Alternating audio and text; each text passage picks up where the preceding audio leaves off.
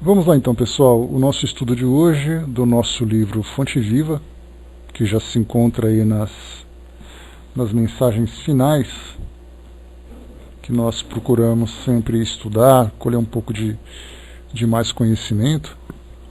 O nosso texto de hoje é o número 163, Aprendamos com Jesus. E ele trata de um tema muito atual, que nós muitas vezes não percebemos. Porque, lendo para nós aqui a introdução, nessa pequena mensagem introdutória que Paulo escreveu à comunidade dos Colossenses, né? Capítulo 3, versículo 13, ele diz assim: suportando-vos uns aos outros e perdoando-vos uns aos outros, se algum tiver queixa, assim como Cristo vos perdoou, assim fazei vós também. Então, falar do perdão para nós é um hábito dentro da doutrina espírita, né? Que você tem que perdoar o seu semelhante, perdoar aqueles que te ofenderam e tudo mais, mas essa prática ela é muito pouco realizada no nosso cotidiano, muito menos do que nós imaginamos. Porque às vezes a gente imagina que um grande atrito que nós tivemos, né, olá Márcia, um grande atrito que nós tivemos na nossa vida pessoal, nos nossos relacionamentos, e aí naturalmente nós somos incentivados ao exercício do perdão para poder fazer com que nós nos libertemos de todos os sentimentos negativos decorrentes, né, do efeito das ofensas recebidas. Então a gente pensa assim, bom, eu tenho que perdoar. A quem eu vou perdoar? Então nesse perdão eu começo a pensar, bom, alguém da minha casa, alguém do meu relacionamento pessoal, alguém do meu relacionamento profissional, e a gente começa a procurar quem exatamente nós podemos oferecer o perdão. Mas ao olharmos, por exemplo, naquilo que acontece à nossa volta, por exemplo, no nosso país hoje, em que nós temos um contexto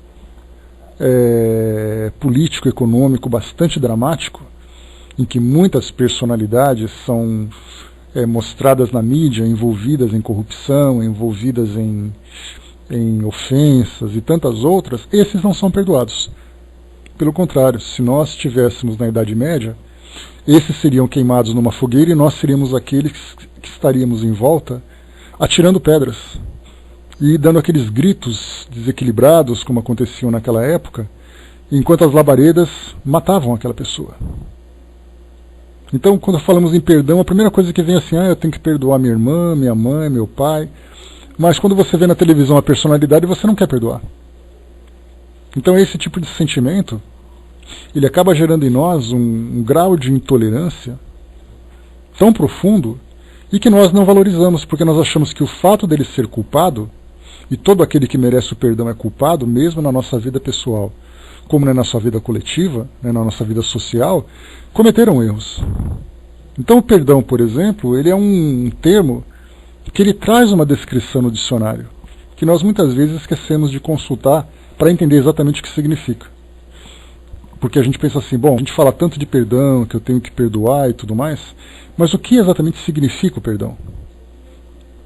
Perdão é um processo mental ou espiritual de cessar o sentimento de ressentimento ou raiva contra outra pessoa ou contra si mesmo, decorrente de uma ofensa percebida, diferenças, erros ou fracassos, ou cessar a exigência de castigo ou restituição. Então aí nós depois temos aqui esse texto, ele está na Wikipédia, né, que é muito fácil da gente consultar depois, vocês podem aprofundar. Né? Pois é, Braz, eu também me surpreendi, porque eu ia para o dicionário, eu vi o Wikipédia e falei, deixa eu ver essa definição. Eu achei ela perfeita para nós. E aí então ela se encaixa exatamente nesse contexto. Vemos a foto de um político, a foto de um empresário, vemos ali então a Polícia Federal carregando um para lá e um para lá, e a gente vibra. Sem imaginar que, muito mais do que esse contexto político, nós temos ali uma pessoa, um indivíduo, fazendo parte de uma família, não que ele deva ser eximido do erro que ele cometeu. A nossa legislação na sociedade tem ali todos os instrumentos para corrigir aquilo que foi praticado. Mas o grande problema somos nós nos satisfazermos disso. Nós nos sentimos felizes em ver o outro sendo punido. E aí, quando nós voltamos mais uma vez para a Idade Média, a gente se pergunta qual exatamente é a nossa diferença entre nós da atualidade e aqueles indivíduos do passado. A gente lembra, por exemplo, que Joana d'Arc, quando foi queimada na fogueira, nós tínhamos ali várias pessoas em volta atirando pedras, chamando ela de bruxa. E a gente pensa assim, nossa, mas que absurdo, aquelas pessoas eram pessoas ignorantes, eram pessoas primitivas. Qual a diferença entre ele e nós? A diferença talvez seja que não haja mais fogueira, mas as pedras continuam presentes. São pedras materiais, pedras físicas que nós vemos as pessoas atirando umas nas outras, nessas manifestações que nós encontramos hoje, atirando pedras em instituições, em empresas, em pessoas, agressões físicas das mais brutais. Vemos pedras através de palavras, através de insultos, através de agressões. Qual a diferença entre aqueles primitivos da Idade Média e nós da atualidade? Porque nós achamos que o perdão só vale para quem nós amamos, ou para aqueles que um dia nós amamos, ou para aqueles que nós temos, entre aspas, uma obrigação de perdoar, e aqueles que nós não conhecemos, que cometem crimes. Porque o perdão, na verdade, é o sentimento que nós nos libertamos. Isso não vai eximi-lo das responsabilidades da sua ação. Encontramos pessoas sendo presas por crimes que foram cometidos. Se depender da nossa vontade, ele vai para a pena de morte, ele vai ser fuzilado, ele vai ser castigado onde ele está. Nós sentimos prazer ao vermos esse tipo de castigo, de punição, e esse tipo de prazer mostra exatamente a distância em que nós nos encontramos do verdadeiro sentimento de perdão. De pensar Jesus, por exemplo, na sua época, exatamente, fala sério, bom dia, obrigado pela participação. Exatamente isso, a gente tem essa ideia dessa falta de compromisso, e nós precisamos então dos nossos carrascos. Muitas vezes nós não temos a coragem de punir aquele, mas nós vibramos por aquele que faz isso. Torcemos, ele se torna o nosso herói, se torna o nosso grande representante, ele me representa. E isso alimenta dentro de nós sentimentos profundos de ódio. E aí nós vemos uma sociedade muito desequilibrada, cada vez mais intolerante, cada vez mais agressiva, e nós falamos de perdão, achando que o perdão só deve ser exercido dentro de casa. Nós vemos nos movimentos sociais, nos ambientes virtuais, como no caso das redes sociais, nós vemos o tempo todo isso, as pessoas falam de Jesus, falam de amor e começam a criticar o tempo todo. A gente já comentou sobre isso várias vezes, eu sempre chamo a atenção de vocês para que a gente se policie, para não entrar em contradição com aquilo que nós abraçamos. Bom dia, ligeirinho. Porque nós abraçamos uma causa, abraçamos uma filosofia de amor, de tolerância, de perdão, de indulgência, que é compreender a capacidade ou a incapacidade que o outro tem de ser perfeito nesse momento. E de repente nós nos comportamos como se isso nada fizesse efeito. Então o exercício do perdão ele é algo muito mais amplo do que nós imaginamos. Não é algo seletivo, eu perdoo esse, mas eu não perdoo aquele. Se você perdoa um e não perdoa o outro, então o seu perdão muitas vezes não tem efeito, porque você continua sendo a mesma pessoa. Você pode ter se desvinculado de uma pessoa, perdoando-a, mas você continua sendo o mesmo indivíduo por continuar pensando da mesma forma. Dudu colocou, naquela época não tinha mídia, hoje vemos tudo, em todos os lugares, instantaneamente e de uma forma exponencial. Acontece o tempo todo. A Miriam colocou, o momento crítico nos revelou. Quando está tudo tranquilo, somos pacíficos. Quando aperta, eis quem realmente somos. Eu ouvia um show do Yanni, que vocês devem conhecer, um compositor grego que faz um belíssimo trabalho musical.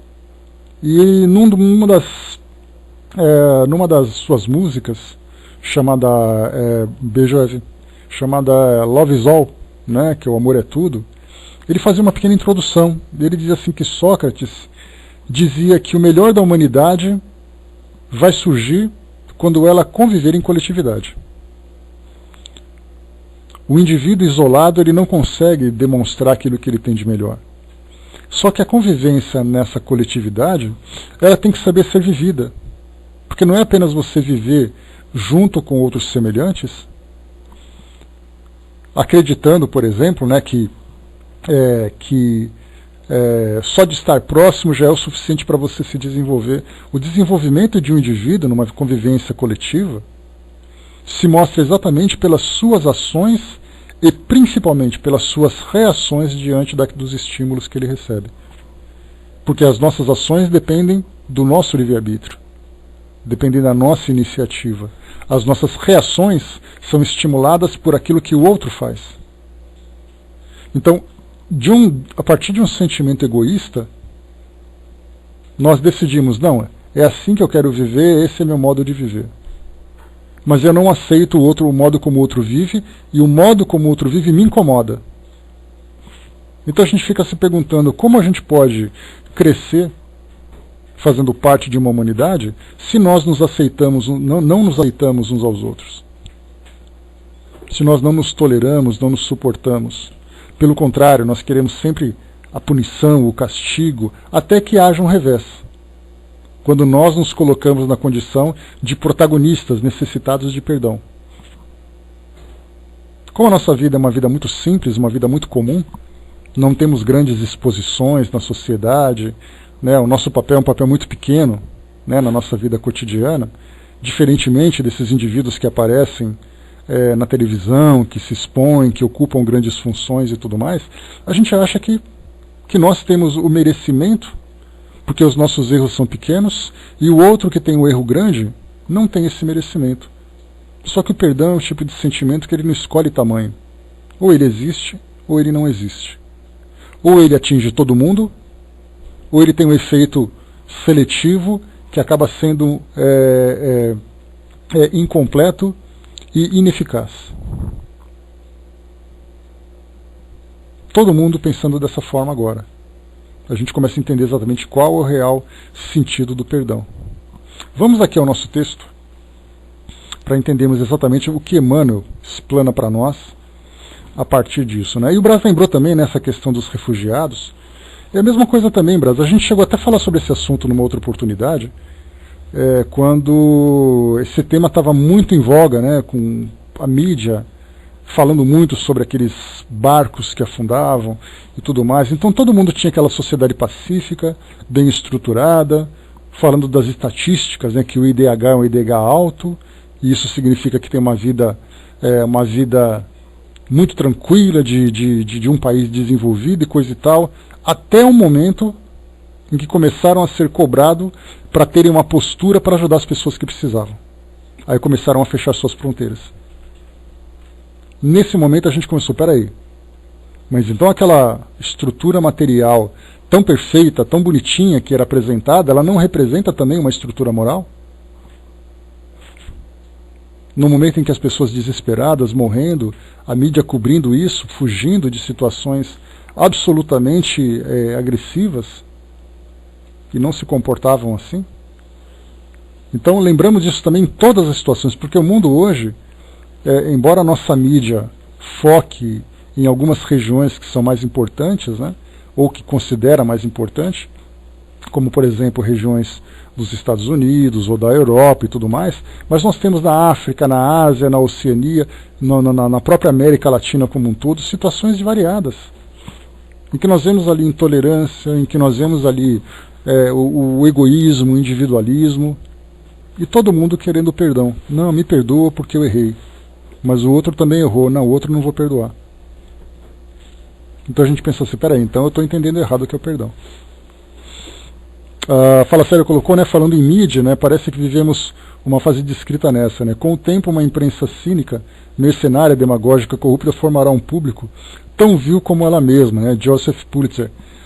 O detalhe interessante, Fala Sério, nós chegamos a comentar sobre isso num dos nossos estudos, que a impressão que nós temos hoje é que as facilidades que a mídia tem, porque eu me recordo de 20 anos, quando você se você quisesse saber a notícia do dia, ou você assistia a televisão, ou você comprava um jornal na banca, ou assinava uma revista, ou coisa parecida. Então, assim, era muito caro você divulgar alguma coisa que não fosse realmente relevante. Então você tinha que comprar um espaço no jornal, você tinha que gastar dinheiro. De repente a tecnologia, as telecomunicações começaram a se desenvolver e isso se tornou muito fácil, muito barato. Então qualquer notícia, qualquer banalidade começou a se tornar uma coisa comum. Isso fez com que esse espaço midiático, assim como os profissionais que atuam nessa área, soltassem seus pensamentos de acordo com seus valores, sem nenhum tipo de obstáculo. E aí então nós começamos a ver uma mídia tendenciosa, também voltada para essa mesma questão do perdão que nós estamos falando, porque o que vale para nós é o sensacionalismo, o que vale para nós é o escândalo, o que vale para nós é chamar a atenção, é chegar na frente, para mostrar a sua influência, para mostrar o seu poder, para mostrar a sua estrutura financeira.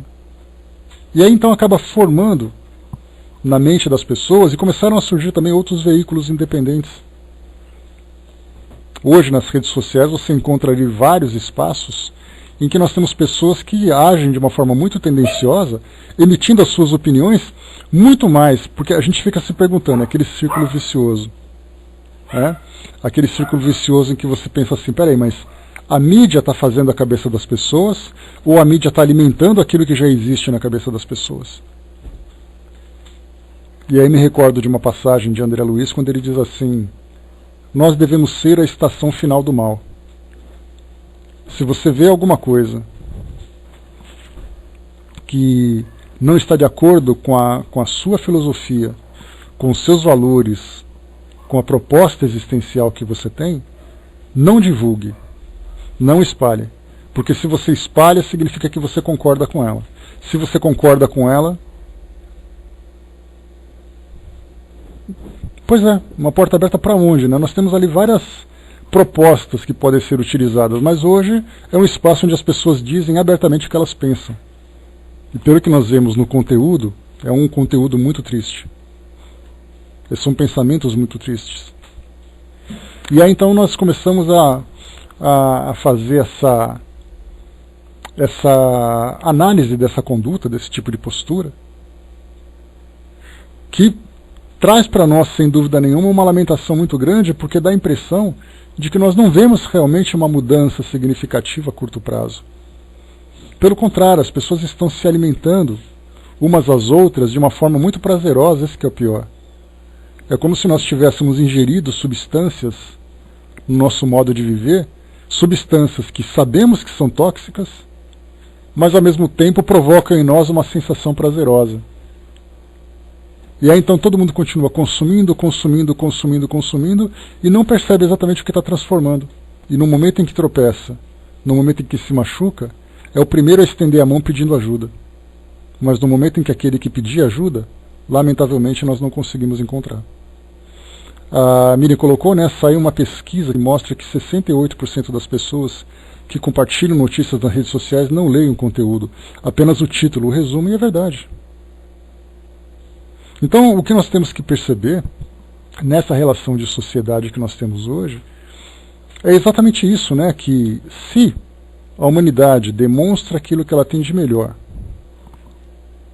através do convívio dos indivíduos que a compõem, nós estamos realmente conseguindo encontrar isso?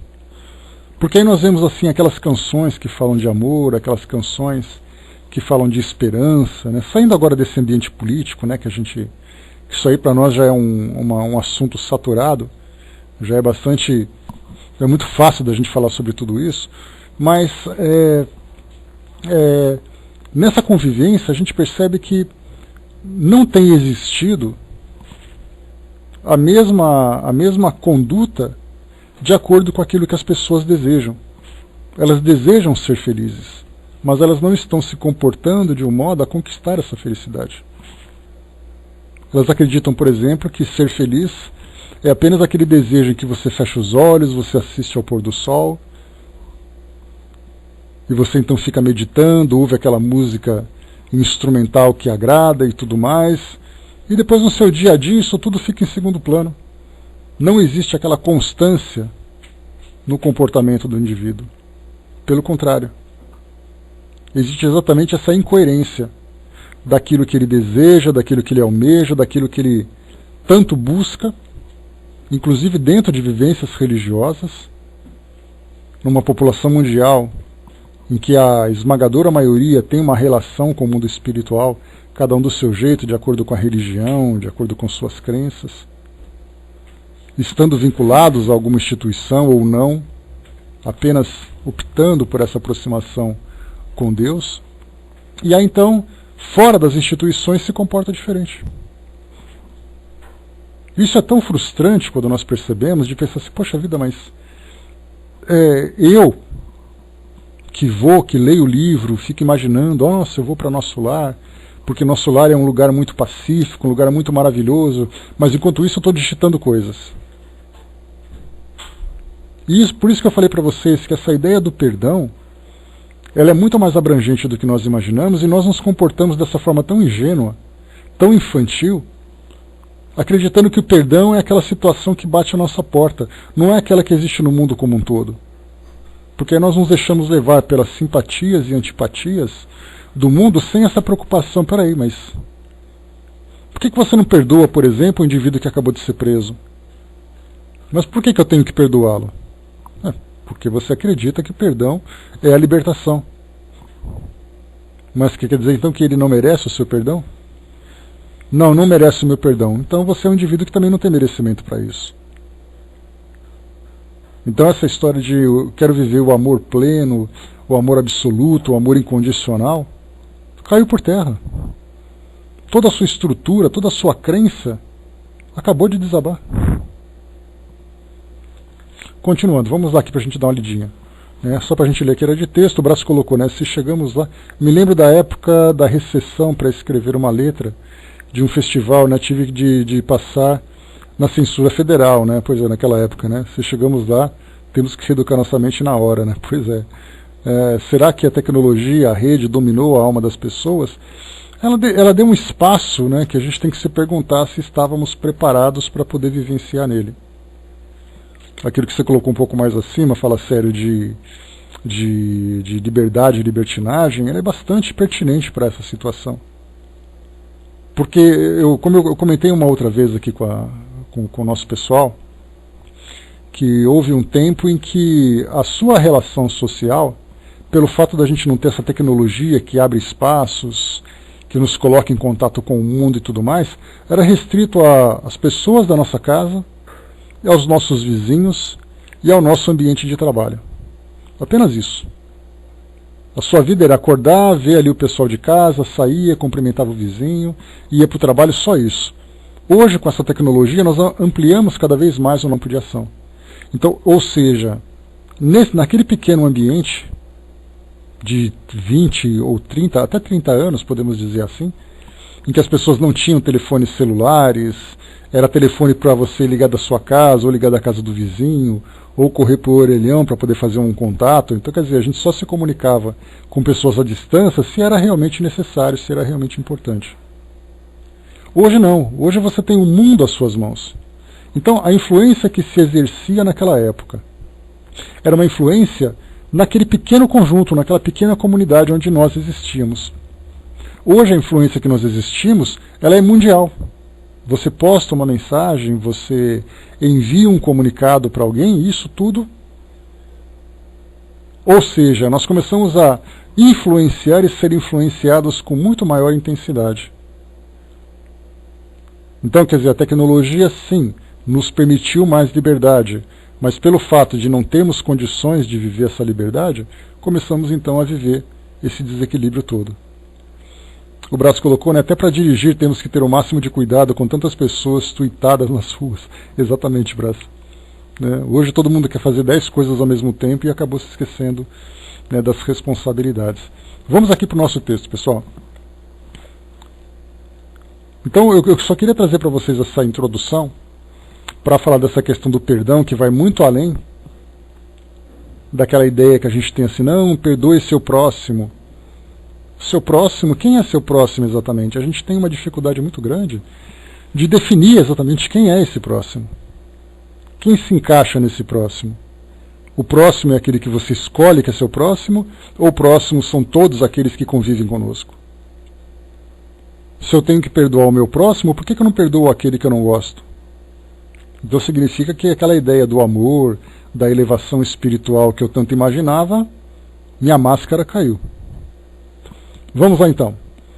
Relendo mais uma vez aqui a introdução daquele trecho da carta de Paulo aos Colossenses. Suportando-vos uns aos outros e perdoando-vos uns aos outros, se algum tiver queixa. Assim como Cristo vos perdoou, assim fazei vós também. É impossível qualquer ação de conjunto sem base na tolerância. Aprendamos com Cristo. O homem identifica no próprio corpo a lei da cooperação, sem a qual não permaneceria na terra. Se o estômago não suportasse as extravagâncias da boca, se as mãos não obedecessem aos impulsos da mente, se os pés não tolerassem o peso da máquina orgânica, a harmonia física resultaria de todo impraticável. A queixa desfigura a dignidade do trabalho, retardando-lhe a execução. Indispensável cultivar a renúncia aos pequenos desejos que nos são peculiares, a fim de conquistarmos a capacidade de sacrifício que nos estruturará a sublimação em mais altos níveis. Para que o trabalho nos eleve, precisamos elevá-lo. Para que a tarefa nos ajude, é imprescindível nos disponhamos a ajudá-la. Recordemos que o supremo orientador das equipes do serviço cristão é sempre Jesus. Dentro delas, a nossa oportunidade de algo fazer constitui só, por si, valioso prêmio.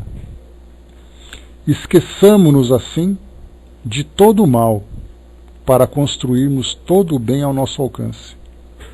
E para que possamos agir nessas normas, é imperioso suportar-nos como irmãos, aprendendo com o Senhor, que nos tem tolerado infinitamente. Desse conteúdo, destaca para nós aqui: indispensável cultivar a renúncia aos pequenos desejos que nos são peculiares, a fim de conquistarmos a capacidade de sacrifício que nos estruturará a sublimação em mais altos níveis. Que são esses sacrifícios exatamente? A gente acha que sacrifício é aquela coisa que exige suor, que exige dor, que exige perda. Na verdade, eles têm sacrifícios muito simples que nós não estamos dispostos a fazer. O sacrifício de você silenciar a sua opinião. Quem de nós tem disposição de fazer isso? De chegar e ver alguma coisa e falar assim, eu tenho que falar o que eu estou pensando. Nem que seja para poder tirar um sarro, para poder brincar, para poder fazer uma ironia, um sarcasmo. Eu preciso falar porque está todo mundo falando. E naquele momento em que a gente silencia e fala assim, não, eu estou pensando isso, mas o meu pensamento não vai trazer contribuição nenhuma para aquilo que está acontecendo. E nessa outra passagem, a gente vê exatamente essa mesma conexão, quando ele diz assim, para que o trabalho nos eleve, precisamos elevá-lo. Esse trabalho, ele diz respeito, por exemplo, não apenas a uma atividade manual que nós estamos realizando, ou uma atividade intelectual restrita ao nosso ambiente pessoal, mas ele diz também a nossa permanência na sociedade.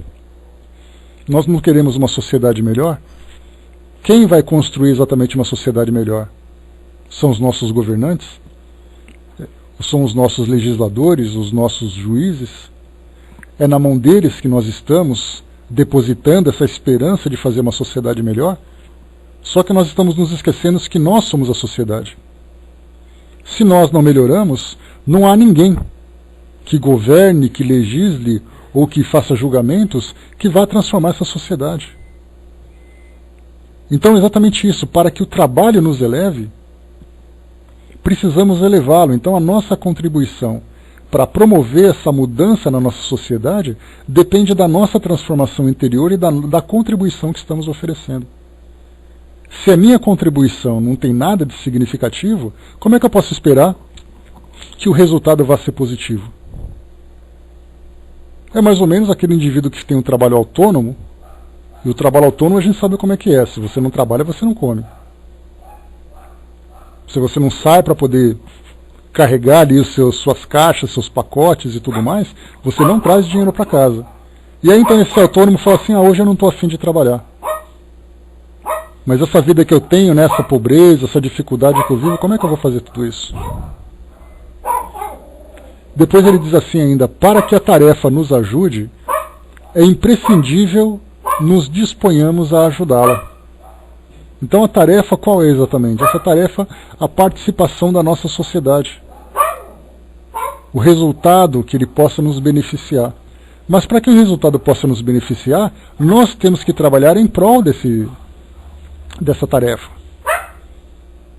A mesma coisa acontece, a gente pode trazer um exemplo prático, nas grandes cidades, ou em qualquer cidade, quando nós vemos lixos espalhados pela rua.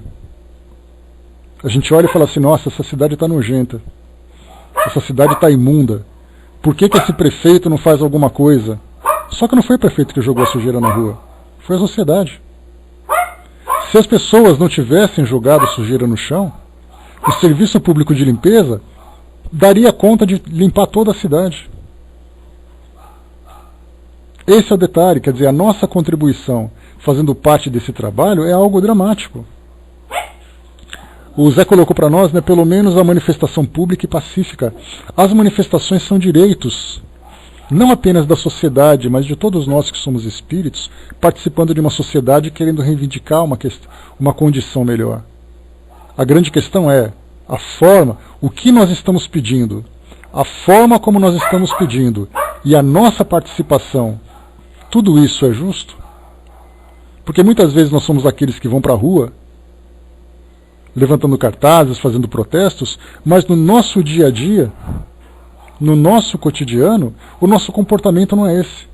Então eu quero que todo mundo mude, mas eu não tenho a proposta de me transformar. A Fala Séria colocou, vivemos um momento sinistro no mundo. Historicamente, quando nós falamos no nosso planeta, nós lembramos que há coisa de 70 anos, mais ou menos, o planeta ele tinha entre 2 bilhões e 3 bilhões de pessoas. Hoje nós temos quase 7 bilhões e meio. Então essa quantidade de gente que veio de 70 anos para cá, sem dúvida nenhuma, potencializou os problemas, as crises que a sociedade vivia. Exatamente, Miriam. Indignados de pijama. Muito confortável, usando a sua pantufa, mas sair para a rua para poder fazer o trabalho mesmo não quer fazer. Só fica atrás daquele televisor, só fica atrás fazendo as suas críticas. Pois é, dá a impressão de que é mesmo, né? Então, o que nós percebemos? Que essa imobilidade de cada um de nós é uma imobilidade crítica, mas ela não vai se transformar, ela não vai se modificar se nós não tivermos consciência das nossas responsabilidades desse tipo de comportamento. Então, falar sobre o perdão, sem pensarmos nas responsabilidades que nós temos na convivência social, percebemos que tem outros que erram, tem outros que acertam, que aqueles que erram, existem códigos civis, códigos da sociedade, que vão fazer com que eles respondam pelos erros que eles cometeram, se tiverem responsabilidade, mas a nossa participação moral não é desejar nos felicitarmos e criticarmos e alimentarmos cada vez mais essa intolerância. É nos libertarmos disso, nos desvincularmos. Valeu, abraço, até mais, bom fim de semana. Então, é nos desvincularmos disso tudo para que nós possamos fazer o nosso trabalho. Porque se nós estamos vinculados negativamente com alguma coisa, o nosso pensamento está focado naquilo. É como se nós ficássemos hipnotizados. Você olha uma situação e você critica, e você ataca, e você critica, e você ataca. Enquanto você critica e você ataca, o trabalho está para ser feito.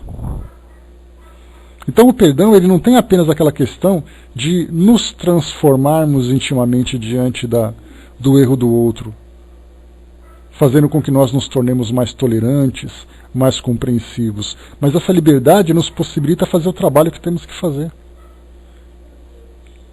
E essa ideia da cidadania, para todos nós, é algo que simplesmente nós ignoramos. O Brás tinha colocado, né, bastou o preço do petróleo desabar para trazer o caos no mundo, né? A Márcia colocou, né, aqui no Rio estamos vivendo um momento contraditório. Fico me questionando o que tenho que aprender, né? A tolerância é o ponto principal, né, Márcia? O fato de nós vermos pessoas agindo equivocadamente não significa que o nosso trabalho pessoal de fazer com que o ambiente onde nós vivemos seja melhor. Porque, como eu falei para vocês, a intolerância, a crítica, nos torna imóveis diante dos trabalhos que têm que ser feitos. Então, quando nós olhamos assim as autoridades não fazendo o que precisam fazer, nós achamos que nós não temos a obrigação também. Mas se ele não faz, por que eu tenho que fazer? Mas ao mesmo tempo, quando passa o ano novo, todo mundo deseja feliz ano novo, que seja um ano melhor para todo mundo. Santa ingenuidade. Essa ingenuidade ela tem um preço muito caro.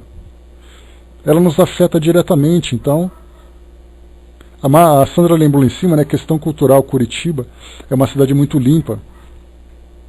Realmente é uma questão cultural, uma questão de você educar as pessoas, né, para poder simplesmente fazer com que elas compreendam o seu papel naquele ambiente.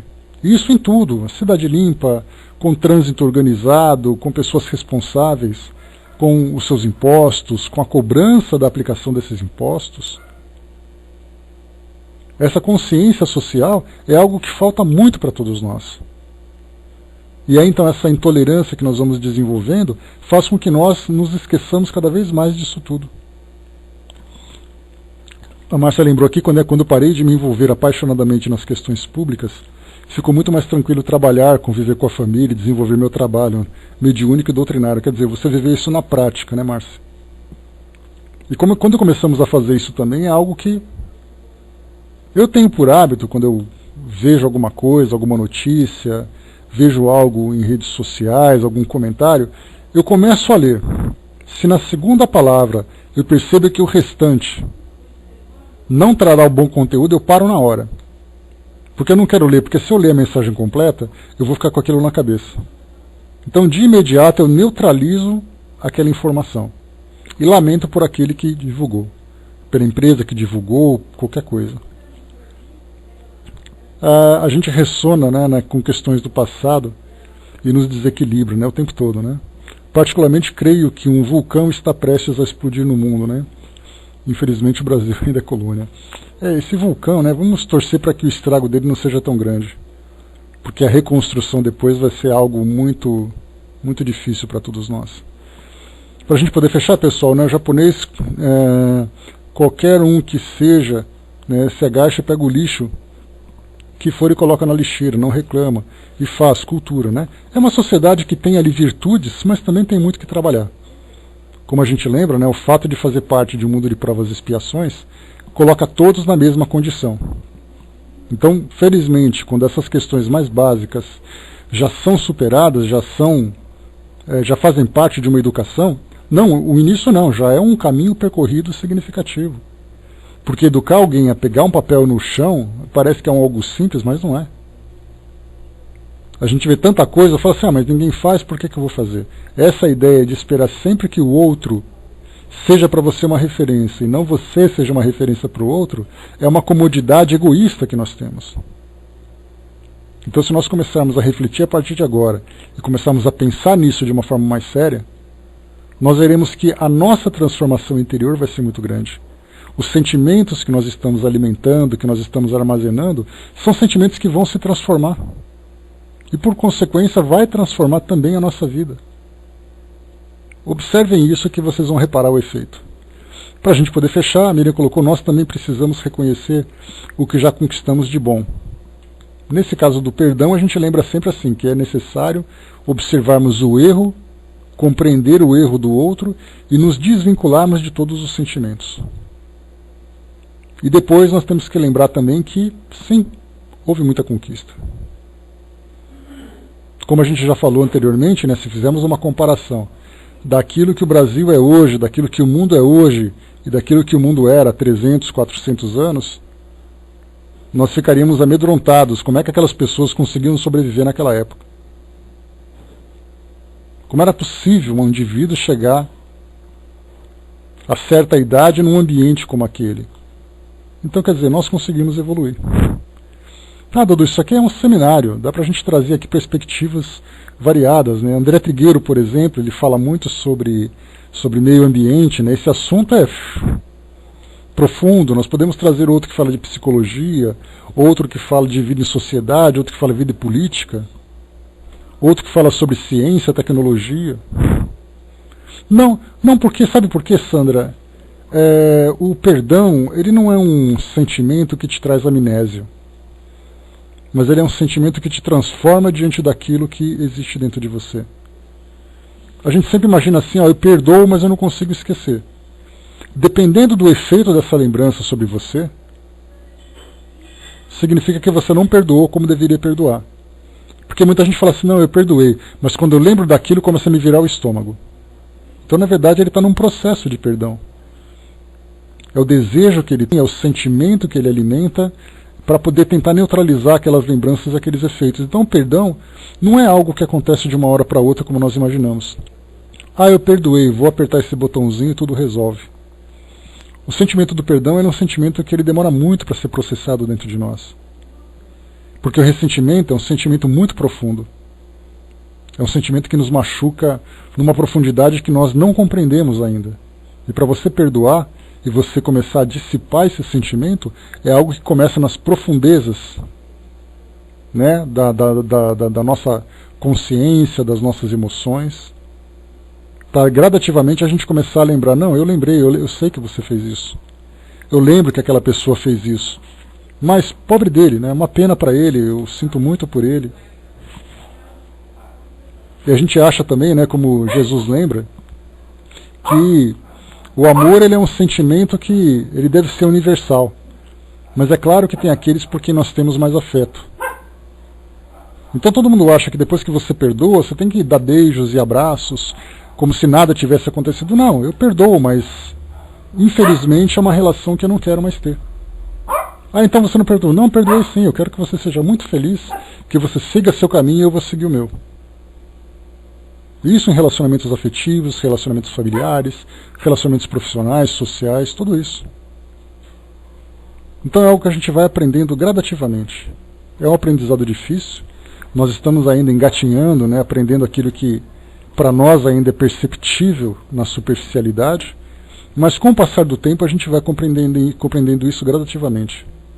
Sem orar pela pessoa, esperar que ela realmente compreenda aquilo que foi feito, que ela consiga se reequilibrar, consiga se levantar.